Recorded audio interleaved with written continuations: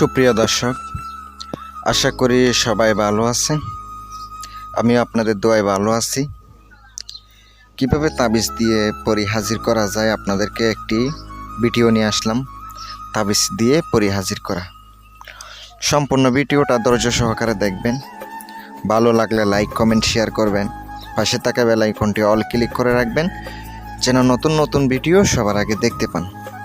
আজকে তাবিজের মাধ্যমে পরি হাজির করার জন্য আপনাকে অনেক নিয়ম পালন করতে হবে, অনেক বিষয় পালন করতে হবে, তাহলে আপনি ইনশাল্লাহ কামিয়াবি হবেন। যা নিয়ম কারণ বলবো প্রত্যেকটা অক্ষর অক্ষরে পালন করতে হবে। যদি একটু ভুল হয় কাজ হবে না, তখন আমারে দোষারোপ করবেন না, ভাই এত কষ্ট করলাম, আমলটার জন্য পরিশ্রম করলাম, কোনো কিছু হইল না, আমাকে বলতে পারবেন না।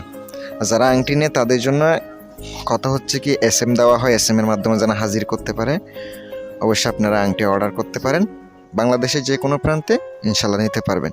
যারা দেশের বাহিরে আছেন তারা সাধনা কইরা নিতে পারেন, ইনশাল্লাহ কাজ করে দেওয়া হবে। একটু কষ্ট হলেও, খরচ বেশি হলেও আপনাদেরকে অবশ্যই ইনশাল্লাহ করে দেব। আজকের ভিডিওটা শুরু করি, মনোযোগ দিয়ে শুনেন। যদি কাজের ইচ্ছা হয়, প্রথমত আপনি বলবো রুহানি শক্তির আমল করেন।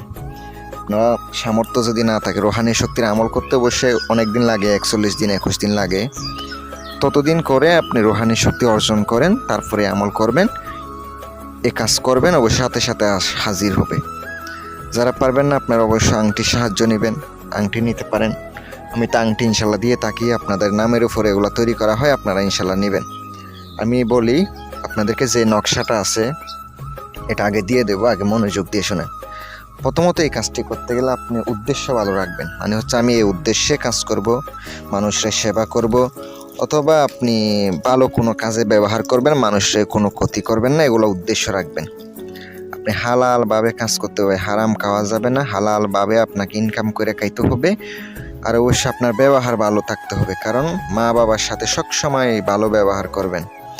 আর অবশ্যই আপনি যদি বিবাহিত হয়ে থাকেন, স্ত্রীর কাছ থেকে আপনাকে কয়েকদিনের জন্য দূরে থাকতে হবে, কারণ এটা একটা সাধনা, তো এটা একটা, এই জন্য অবশ্যই আপনাকে কয়েকদিন দূরে থাকতে হবে, মেলামেশা করা যাবে না। আর এই মেয়েরা যদি করেন অবশ্যই স্বামীর কাছ থেকে দূরে থাকতে হবে।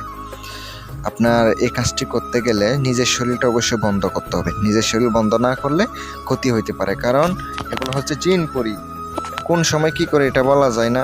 অবশ্যই আপনারা অনেকে আবার ঋণগ্রস্ত থাকেন, ওনার কাছ থেকে আপনি বিভিন্ন সাহায্য পেতে পারেন।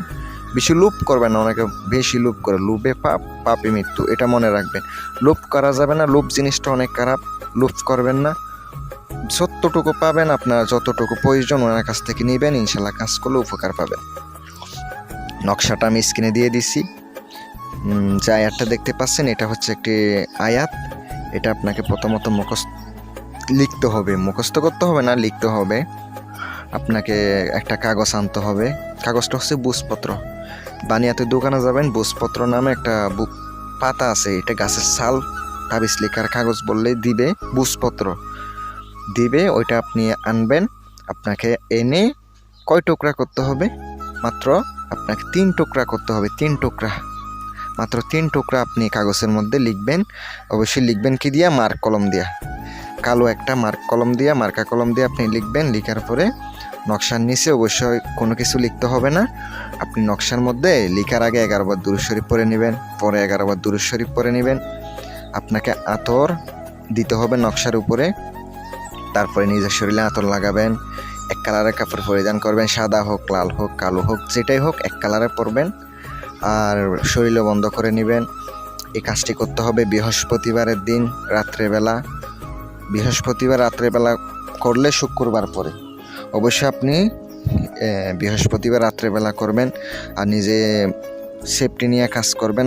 আমি বলবো এই কাজটি করতে গিয়ে যদি কোনো বিপদ হয়, আমার অনুমতি ছাড়া কাজ করেন, আমি বা আমার চ্যানেল দায়ী থাকবো না। আমি ভিডিও দিতেছি কারণ আপনারা উপকারের সাথে, এগুলা দিয়ে আপনি শুধু ভালো কাজে ব্যবহার করবেন, ইনশাল্লাহ কামিয়াবি হবেন। কথা হচ্ছে আপনি যখন নকশাটি লেখা শেষ হবে, তখন আপনি সামনে আপনাকে কিছু তেল আনতে হবে, চামেলি তেল আনতে হবে। আর আপনাকে আনতে হবে একটা দিয়া অথবা প্রদীপ, 3মুখী প্রদীপ যেটা বলো, ওইটা আনতে হবে। ওই তেল দিয়ে আপনাকে আগুন জ্বালাইতে হবে। আর আপনাকে ঘি আনতে হবে, ঘি এনে ঘি দিয়েও জ্বালাইতে হবে। 3টা নকশা সামনে রাখবেন, রাখার পরে আপনাকে কি করতে হবে, ইয়ার